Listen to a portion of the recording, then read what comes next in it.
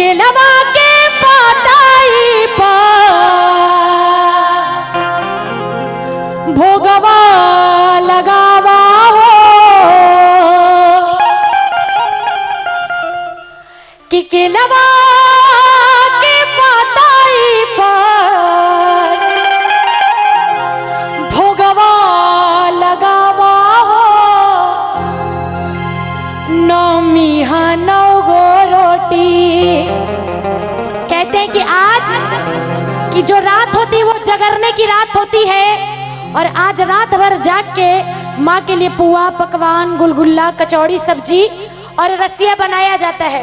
आज की रात जिसके घर में जगरना होती है वो इस वजन को बड़ी बखूबी से जानते हैं और कहना है क्या कि केलवा के पाताई पर भोगवा लगावा हो नौमी नौ गो रोटी माई के खियावा हो नौमी नौ गो रोटी।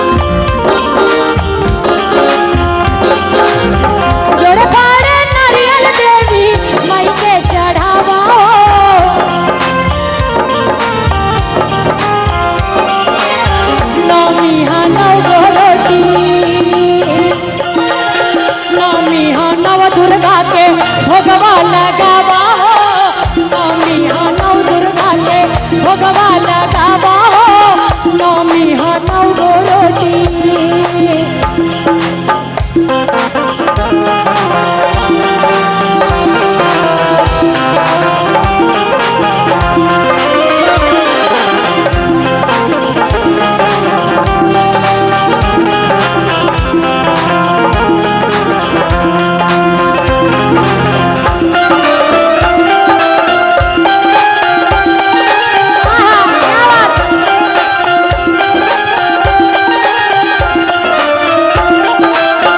लाले लाले पहनावा हो।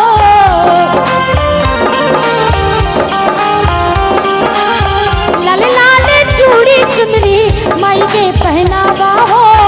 नवमी हा नव दुर्गा के, नवमी हा नव दुर्गा के सिनुरा टिकावा हो। नवमी हा नव दुर्गा के सिनुरा टिकावा हो। नवमी हा नव दुर्गा के लवा के माताई पा भोगवा लगावा हो।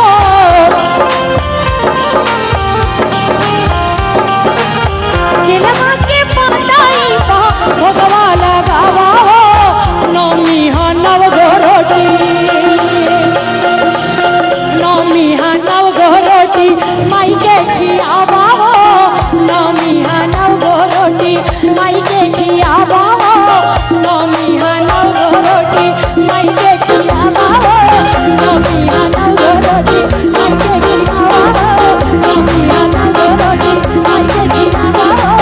नवमी हा नव गोरोटी माई के खियावा हो। नवमी हा नव गोरोटी। बोलिए सच्चे दरबार की, बोलिए।